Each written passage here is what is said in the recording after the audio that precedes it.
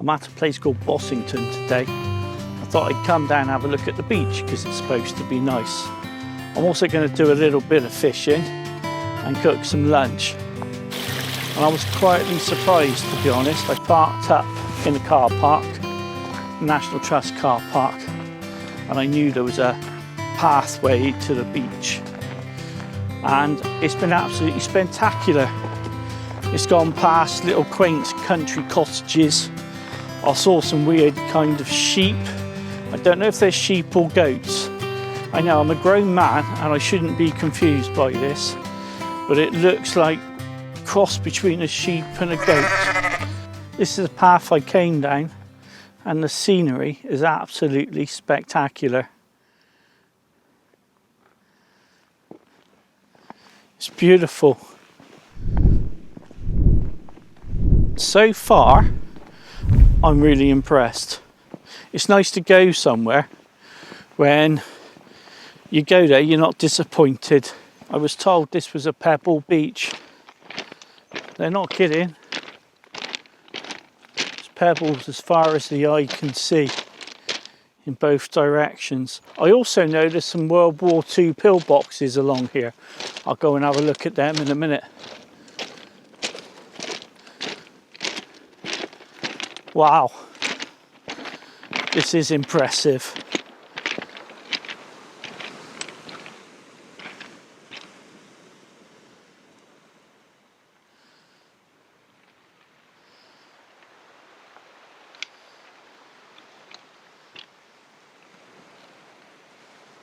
Just coming to see this was well worth the journey. This is certainly not the sort of place you want to go in flip-flops or bare feet. This is the first time I've ever seen pillboxes camouflaged with pebbles to match the beach surroundings. Pretty smart idea if you think about it. Using natural materials around you to disguise a deadly machine gun nest. I found the entrance to this one okay. Well, I'm not about to be going in there on my hands and knees like a hobbit. I'm far too old for that. That looks painful on all those stones in there and pebbles. I'll tell you what though, I'll send you in. You can tell me what it's like.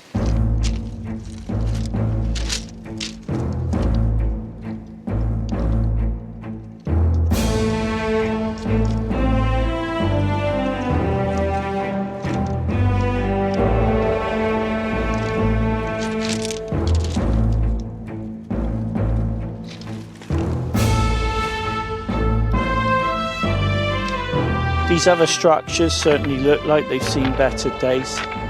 To get to them, I've got to go down what looks like a 45-degree angle on stones. My knees aren't going to enjoy this.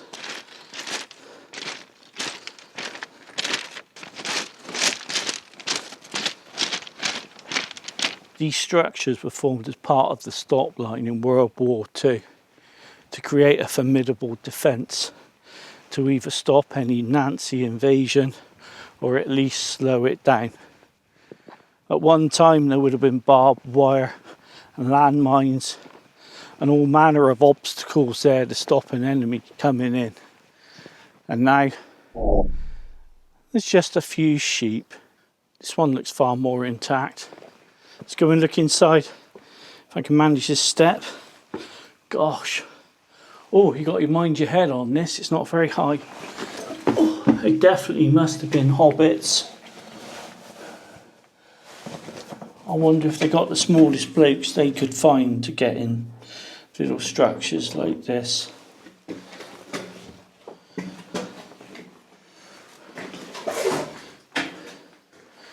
These would have been the mounting points for Bren guns to look out over the beach and slaughter any enemy that made it this far. It's amazing that these structures have survived so long. This would have been the blast wall. So any shrapnel or any enemy ordnance coming through the openings at the front they would have bounced off the walls inside rather than going right across and killing the occupants on the other side.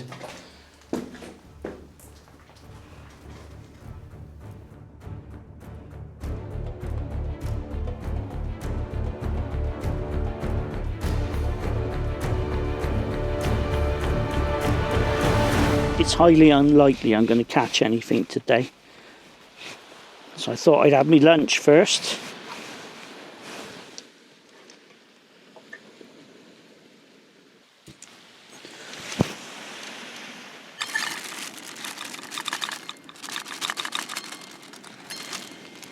This made me chuckle.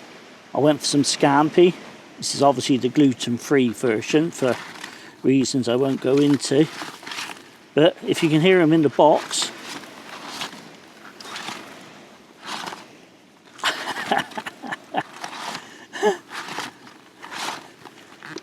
there must be about 6 in there. I'll tell you what we'll do. We'll cut the box open and we'll have a look. It sounds like there's so few in there that they must be getting pretty lonely.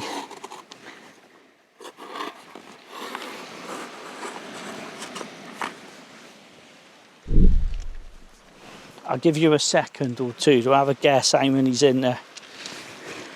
I'll tell you what I'll do, I'll tip them up to one end. Now, did we really need a box this big? You could have seriously got them in to a box half the size. So you tell me, is that shrinkflation or profiteering? Your guess is as good as mine.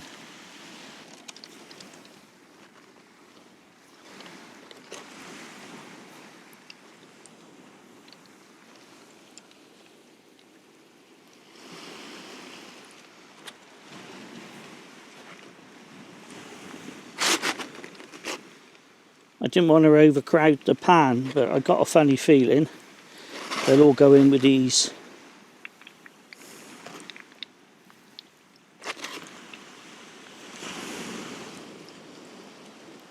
Turn it down a tad. I feel really privileged today. I've almost got the beach to myself. There's 3 people sat at one end and I can't see anybody else the other end.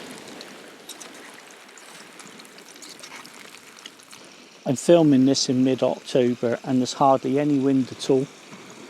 Oh, there's a man down there on the beach fishing. I'll be joining him in a minute. He's doing a bit of spinning, it's what I'm going to do. After I've had my lunch. I'm trying to do this in a way that still gives you a nice view. So you can enjoy some of this beautiful seaside along with me. How spectacular is this? Scampi and salad by the sea. That might even make an interesting thumbnail. Got some sauce to go with it. I know that in the UK at the moment, as you can see, it's grey and cloudy and a bit bleh. But it's really nice to come out and just share this with you. Beautiful seaside. Done that in there. And a nice bit of food.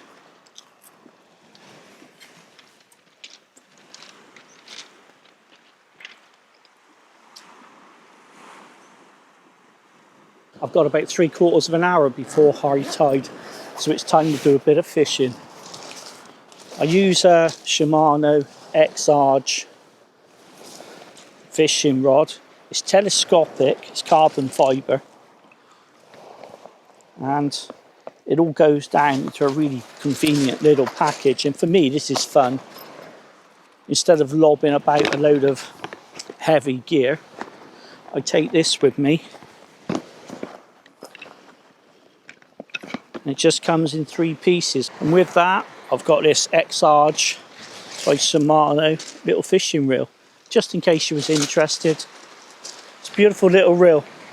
It's lovely for a bit of spinning in the sea.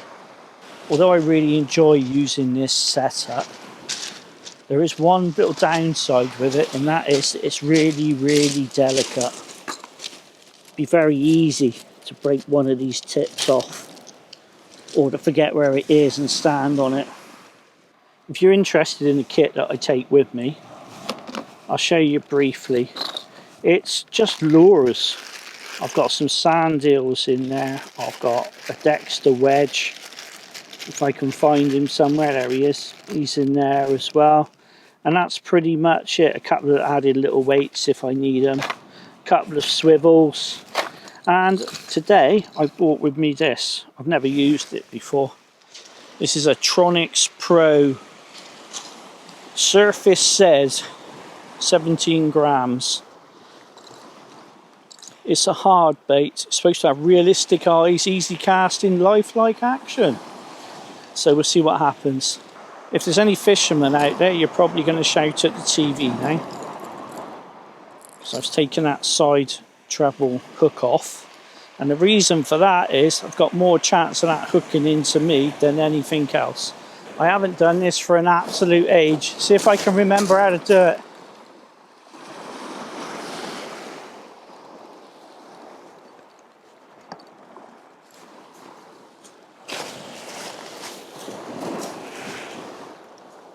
Beautiful job. For me, this is not so much about catching fish, it's more about the experience of being out in the wild, so to speak. Now, I don't expect to catch anything with this little bait at all. As I've never used it before, I was just trying to see how it performs in the water. It's got a fantastic kind of wiggling action.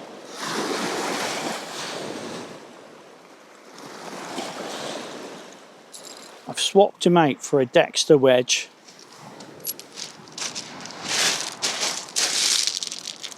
That's the one, if there's anything about there, which I doubt there is.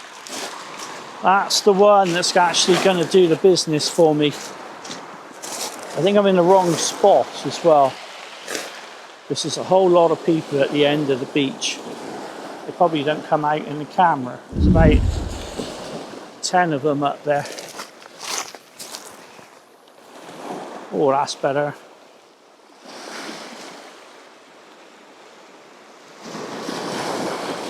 As I said, it's more about the experience of coming out. I mean, you look at this.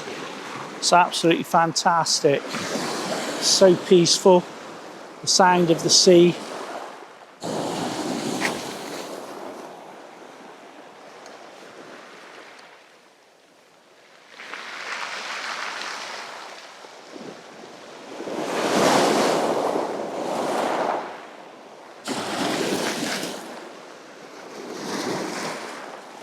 I swapped him out for a little rubber eel, just for a bit of fun.